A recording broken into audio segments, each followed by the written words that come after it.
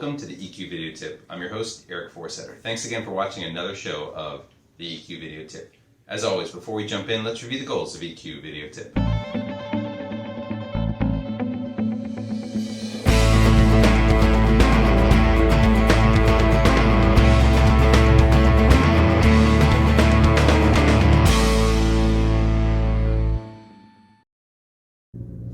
What's on tap today? Well, great show from Justin Barisa, who talks about EQ applied, how to be the most interesting person in the room.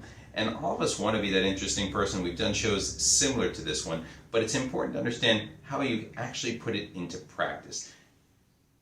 Let's face it, you go to a meeting, you go to a party, you go to an event, whatever it is, you want people to like you, you want them to be interested in you. How do we make that happen? How do we put it into practice? Justin's going to give us a few tips to go through and figure out how to be the most interesting person in the room.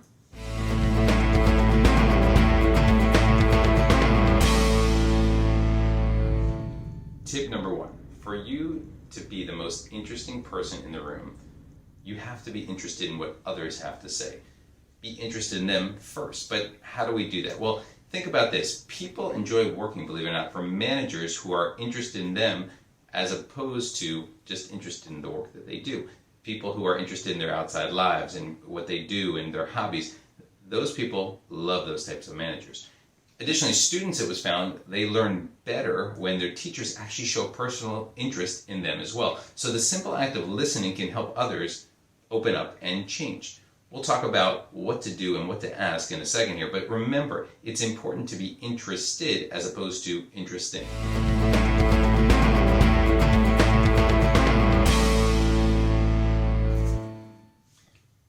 Tip number two, how do we do this? Well, we need to ask certain questions, and the questions shouldn't be yes/no questions like how are you or what do you do for work.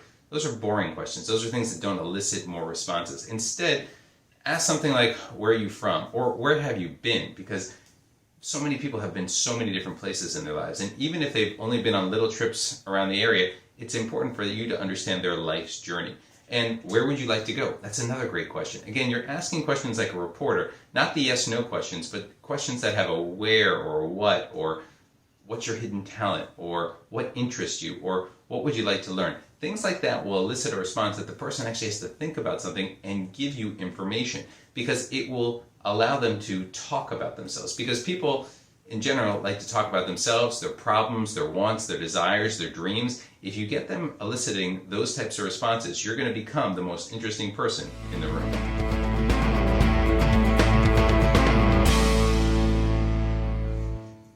Tip number three, put away your cell phone.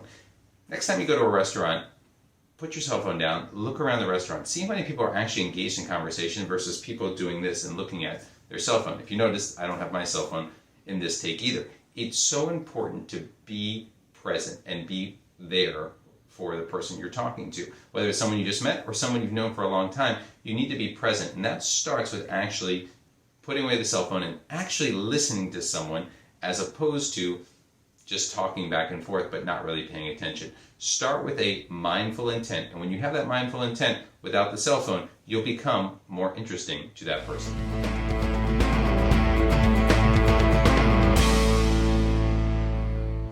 Our last tip, ask follow-up questions and really listen. Try to pay attention to every word that the person says and think about a question that would lead them to more information for you. In a sense, be someone who's trying to drive answers out of that person. In doing so, you're going to get more information from them, but you're also going to get them to feel as if they're the most interesting person you've ever met. In doing so, they'll want to talk more, and when ultimately you have a chance to speak, they will listen as well, and of course appreciate you. So take the time to ask follow-ups, and of course, be patient and just listen.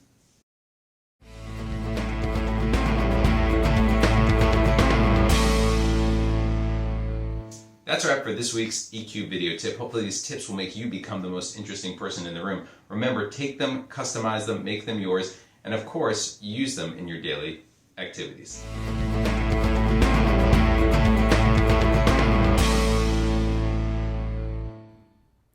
So that concludes our EQ video tip for today. Try incorporating some of these tips into your daily routine. But remember, Use what works best for you and personalize it for yourself. Thank you always to our great research team for providing us with some great tips today. As always on EQ Video Tip, we want to end with gratitude. So thank you for watching. We really appreciate it. Here are some resources that you can use if you want more information on EQ going forward. Thank you again, and we look forward to seeing you in the next episode. Thank you.